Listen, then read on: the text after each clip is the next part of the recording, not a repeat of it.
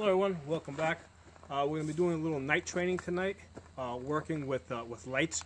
Okay, and the premise here is that the bad guys have lights too. So the way I've set that up is I got my target here, and right next to my target, I've got a flashlight, and basically that simulates, our opponents having lights themselves. Okay, so let's talk about what my setup is. Well, first thing I have is a light hat. Okay. Nice thing about this is it keeps my hands free, and if I need to do something, I can basically, my hands are free and I can do it. I can also cover this up so it doesn't shine too much light.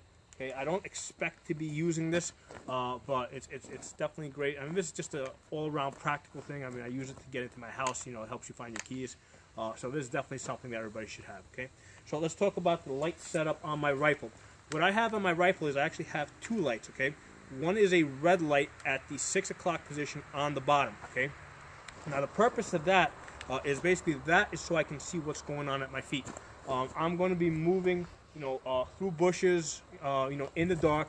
There's rocks on the ground, there's tree roots, there's all sorts of things. And basically I need to not trip over those things, okay? So the nice thing about the red light, okay, is that it can't be seen from far away, so it doesn't give away our position. And basically when if I'm hanging the rifle in the sling, it naturally points at my feet where I need it to be. Okay. Now you may ask yourself, I've never heard of guys in the military using red lights, okay, on their rifles. But here's the thing: they've got other stuff like night vision that you and I don't have. Okay. So we have to make use of what we do have and make it work for us. So the red light works really well. And all this is basically, this is the light that typically goes underneath my my handgun. Okay, so it's the light to my handgun, and I basically have put red tape over it, and it makes it a really effective red light.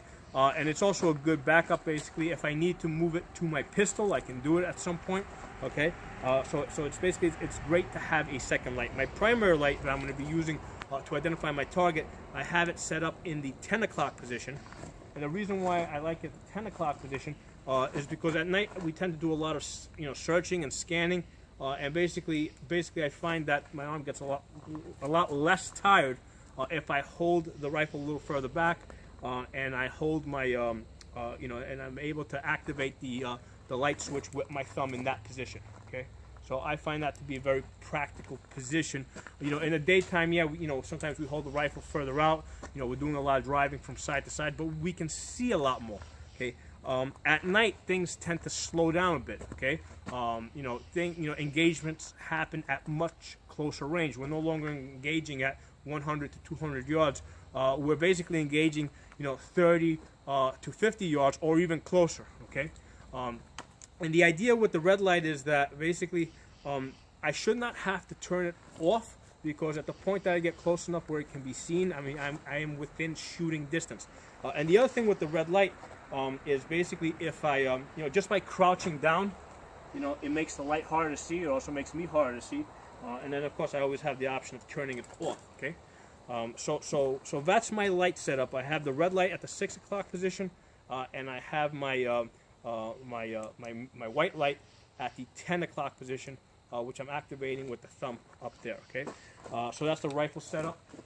And as far as the target, okay, so I'm gonna have the target set up, a couple of targets set up with the lights next to it. And what I want to do is I want to engage from 3 different directions. What I'm going to do is I'm going to try and approach it from the side. So basically, I'm going to come up to the target. Basically, I'm going to turn the light on to identify. Take 1 or 2 shots, turn the light off, move around to the front, turn the light on, take 1 or 2 shots, okay, turn the light off, get to the other side, turn the light on, take 1 or 2 shots, okay. Now, there's 2 reasons for doing this.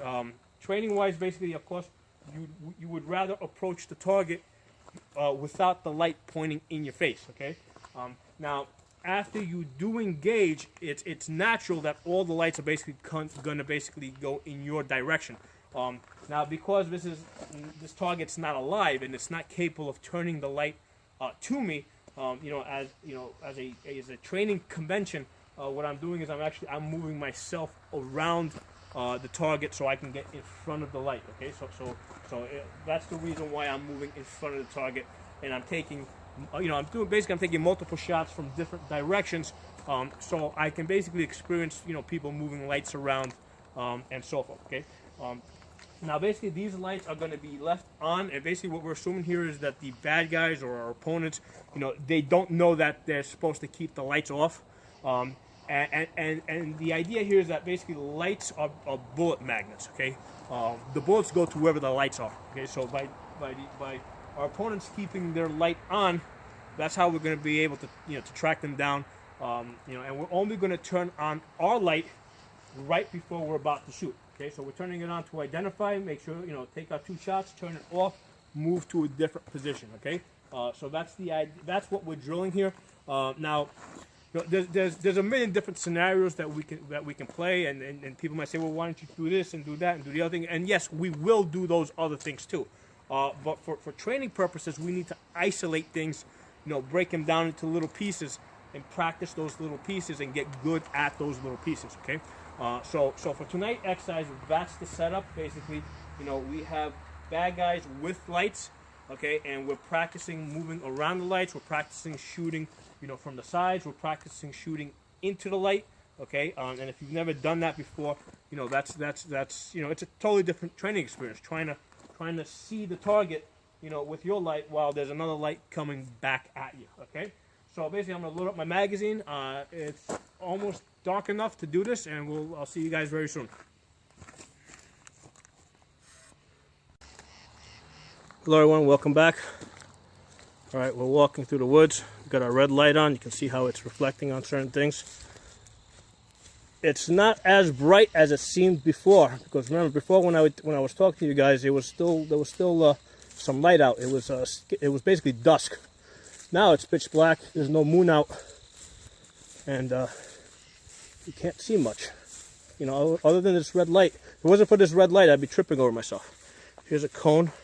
I laid out a couple of reflective items just so that you guys can, you have something to see while I'm approaching my targets. Okay.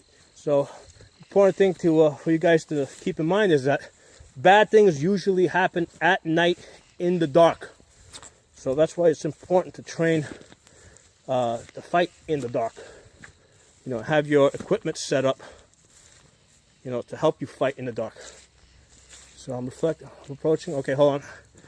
I see a bad guy. Here we go. So we see the light over there. So you can see how lights are basically bullet magnets, okay?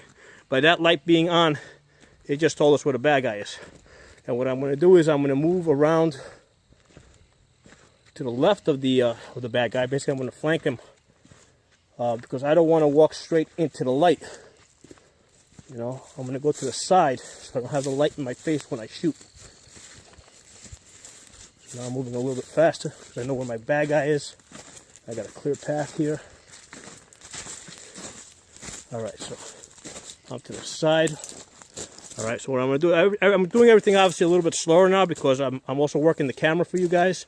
So first thing we do, take a safety off, flip our light on. There's our bad guy, you can see it. Take 2 shots. There we go. Turn the light off. Safety off. Safety on, rather.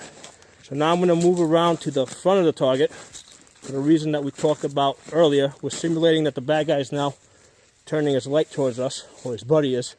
So get on target, safety off, light on. There we go. We can see our bad guy. There we go. 2 hits. Light off. Safety off. We're going to move to our third position. Same deal. Safety off. Light on. There he is. 2 hits. Light off.